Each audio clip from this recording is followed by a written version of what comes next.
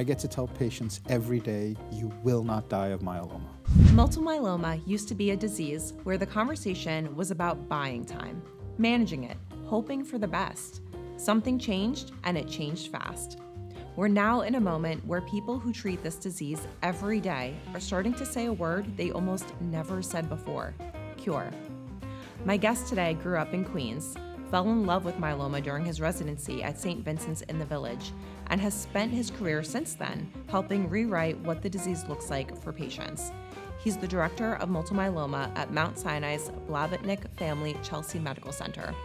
And he was the senior investigator on the trial that got a drug approved.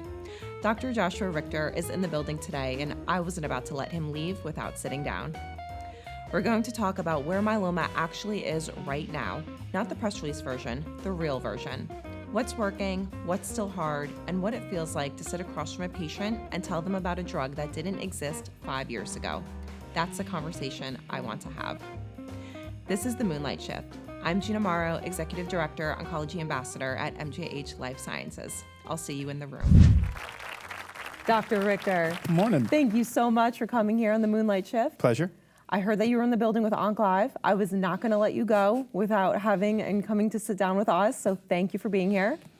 How's it going? Living the dream. Good. Good. I'm happy to hear. So I want to talk to you about New York. Mm-hmm. You grew up in Forest Hill, Queens, mm-hmm. and now here you are, Mount Sinai. I want to hear what made you want to come back to where you grew up. What is it like just being a complete New Yorker? What is that like? So you have to be part of the elite set of obnoxious human beings to think that New York is the epicenter of everything, and I am of that ilk. In fact, I actually am going to reference Sex and the City because there was an episode where there was this gentleman who never left New York, and he was the worst person. I'm the second worst. I went outside for some training but came back, mostly because I love being surrounded by the vibe and the energy of New York. Besides having family here, you know, that old saying, it's the city that never sleeps, that to me is the vibe I love, that there's always something going on. You can go down to Chinatown, you can go up to Harlem, you can go anywhere, ride the subway, great people. Do you have a favorite go-to place, like food, top favorite restaurant in New York? So I have a couple, and it depends upon who I'm going with to guide it. So if I'm going with my college friends, we always go down to Katz's because it's just a staple, and you can't go wrong with stuffed derma late at night. And if you have room, across the street is Il Laboratorio, some of the best gelato in the city. Oh. If I'm going out with my wife, we love to go downtown to a place called Ivan Ramen, which is literally, it's one of the only 2 Michelin-starred ramen restaurants in New York. Amazing, amazing, great soundtrack, and some of the best spicy ramen you can ever have. When we're going out with the kids, we actually go to this place called Kaiten Sushi, which is a conveyor belt sushi restaurant in New York City. Oh, you so feel cool. like you're in the heart of Tokyo. That's got to be fun. Yeah, a lot of fun. Very Instagram worthy. Yeah. All right, I like it. You did your residency at St. Vincent's in the Village, mm-hmm. known as one of the best myeloma programs in the country before it closed in 2010. Mm-hmm. What was it like training there, and then what did it feel like when it was gone? Yeah, so, you know, it's interesting. So I always knew that I wanted to go into hem-onc. And there was 2 things that St. Vincent's was known for at the time. Their myeloma care under the guidance of Sundar Jagannath, who is now at Mount Sinai, and their HIV care. So when I got to the oncology rotation during residency, I went to the oncology floor, and the first 3 beds had Burkitt's lymphoma, and everyone else had myeloma. And this was unlike any other cancer ward I've ever seen. And I just became enamored with the growth of the field, that, you know, we went from having almost no therapy to all of these new drugs, and really just seeing what we can do in basically in real time throughout a career. We're seeing patients getting cured. So to me, that's where I really fell in love with treating myeloma. You know, you really kind of said it right there, but everybody in their career seems to kind of have like one patient or like one moment, one paper that really kind of defined what disease space they were going to go into. And you said all your life you knew hem-onc, but where was that? Like, did you have a moment that's just what drew you into it? So part of this actually was an undergrad where, you know, you don't major in pre-med. So I studied philosophy and psychology, and I really got into the concept of end-of-life care ethics. And to me, one of the great things about hematologic malignancy is that to me there's a few places where end-of-life care ethics come in really big. One is ICU, but these are people you meet for 5 seconds and then have that discussion. But in heme malignancy, you can help people through the good and the bad, develop long-term relationships, and help them throughout their journey. And to me, that's some of the best work we can do in medicine, is when you know you're going to lose, you can still do some of the best work. I think that's very profound. And end-of-life ethics, something that I feel like we don't talk all that much about. Can you kind of share maybe like a snippet of like how you use that in your day-to-day practice? Yeah, so I think, heme malignancy is very, very different than solid tumors. If you have someone who has a solid malignancy and you've given them a few lines of therapy, it becomes very evident that end of life is coming sooner. But heme malignancy is all over the map, especially with some of our newer therapies like CAR T. I have people that we've given 13th line of therapy and now have been off of treatment in complete remission for years. So to me, that's really the art of trying to figure out where people are in their journey and to kind of help them along the way through the good and the bad. Definitely. And you're talking about 13 lines of therapy, insane, in a great way. But now, right, like myeloma, there's all these therapies now. The term cure is being thrown around, for lack of a better word, in scientific settings. When did that shift happen, and do you believe in that? All right, so very controversial question. So a lot of this was coined at a meeting not so long ago down in Miami, the CURE meeting with the IMS, where they defined cure as patients who are off therapy for 5 years with sustained MRD negativity can be defined as cured. This really comes from the CARTITUDE-1 study, and these were people who were given CARVYKTI as a CAR T after everything else failed. And 5 years later, a paper was published in the JCO with Sundar Jagannath again as the first author, and it showed that a third of those patients are now 5 years off of therapy, MRD negative, and may in fact be cured. I think it's a little premature. I am hopeful that we are going to be able to cure patients. I'll actually take a quote from one of the other myeloma physicians I work with. His name is Ed Stadmauer over at UPenn, and I think he defined cure in the perfect way.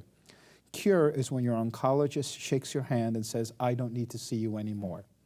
And we're not quite there just yet with myeloma, but I think with some of the tools we now have, we are soon going to be. I think that's very well said. And even, when you're sitting down with a patient and you're trying to explain maybe a drug or a treatment combination that wasn't available 5 years ago, and now it's showing 100% response rate, what is that like to be able to explain that? And what do you think that means, obviously, for the patient? So, it's one of the most amazing things, and I think this happens most prominently at newly diagnosed patients. They sit down and we discuss, hey, you have myeloma, it needs treatment.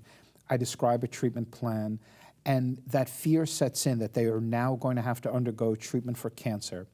And when they look and they say, well, what are the chances of this working? I give the same response, which is it only has about 100% response rate. And to me, I say that almost joking, but I do that to both lighten the mood and to let patients know, because the first thing you think of when you get cancer is, I'm going to die. And I want them to think that it's not going to be that way, because we have the tools to make it not that way. So when I say it only has about 100% response rate, lightens the mood and says, you are going to respond, you are going to be okay. It must just be the best feeling on both ends. Oh my God, and I even tell people, when I started doing this, the first thing I would say to patients is, myeloma is not curable. We're going to do the best we can. And now when I sit down with patients, I say, myeloma may be curable. In fact, we may be able to cure you.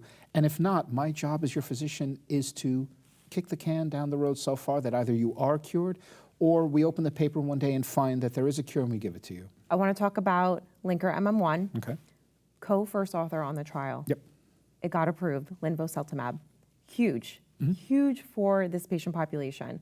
And there's so many oncologists who run trials their whole career and a drug never gets approved. Yeah. So what is that like for you? That's wonderful.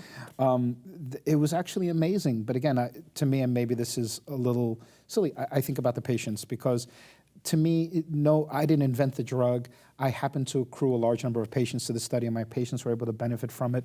But to me, it's a victory for patients.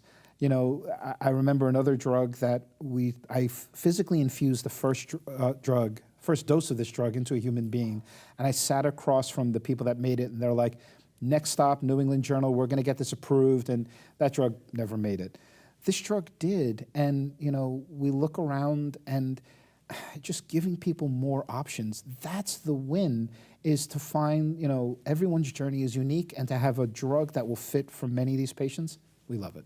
Now, looking at the future, we've talked a lot about bispecific antibodies, a lot in myeloma in general, and now they're talking about trispecific. So what does the future hold? How does that fit into already such a, I guess, bustling armamentarium for myeloma? Absolutely. So I think this goes back to our adage in myeloma where depth of remission correlates with durability. So what we're all thinking at some level is there is a depth of remission by which we get the tumor cells down so far that we either cure or functionally cure. And one of the ways that we try to do this is by hitting the best targets all at the same time. We did this in another study called the Redirect 1 study, where we gave a BCMA target, teclistamab, and a GPRC5D target, talquetamab, at the same time. Excellent, high response rates, especially in extramedullary myeloma, the bad stuff. It's a little bit of a more toxic way to treat it, not really designed for everyone. But with some of the trispecifics like romantamig and SIM500 and the ISB therapy and the Imavent therapy, we're able to hit those two targets at the same time, better toxicity profile, and ideally, I think we're going to end up in a place where we give fixed duration. So I see a future where we diagnose people, give them 6 to 12 months of therapy, we achieve such deep remissions we can stop, and maybe some of them never relapse. That's interesting. I mean, we see that happening in CLL now, so that could be a great option for patients one day. Absolutely. Awesome. Thank you. The name of the game is called Myeloma or Myth. Here are the rules. We have 2 minutes. There's 5 statements. You spend a lot of time talking to patients who have basically Googled themselves into a very specific kind of fear, right? We all Google every medical symptom we think we have. So I'm going to read you 5 things people say about myeloma, and you tell me real, myth, or complicated. 1 sentence max, no lectures, faster the better. Ready? Okay. Number 1, if you have myeloma, you can't live a normal life. Real, myth, or complicated? Absolute myth. You can live a normal life. CAR-T is the best treatment option for most patients with myeloma right now. Ooh, complicated. You know, it's all about finding the right lid for every pot, and it's the right lid for many pots. That's a really good analogy. I like that. Multiple myeloma is essentially incurable. Ooh, I'm going to say myth, because we do cure some people. We just don't know if we cure them up front. We find out later down the road that we have. That's a very good 1 sentence. I like that. If your doctor isn't at a major cancer center, you can't get the best myeloma care. I'm going to have to say that that's true. There have been studies that you should at least have a myeloma center as part of your care. And now with Zoom, you can make that happen. Excellent. Excellent thought there. I like that. Number 5, last one. We'll have a cure for myeloma within the next decade. It's complicated. Just like there's different types of lymphoma, some are curable, some are not. We will have a cure for some myeloma within the next decade, not yet for all. I think you did a great job at this game. Thank you. Thank you, Dr. Richter. Thank you so much. Everybody give it up for Dr. Richter.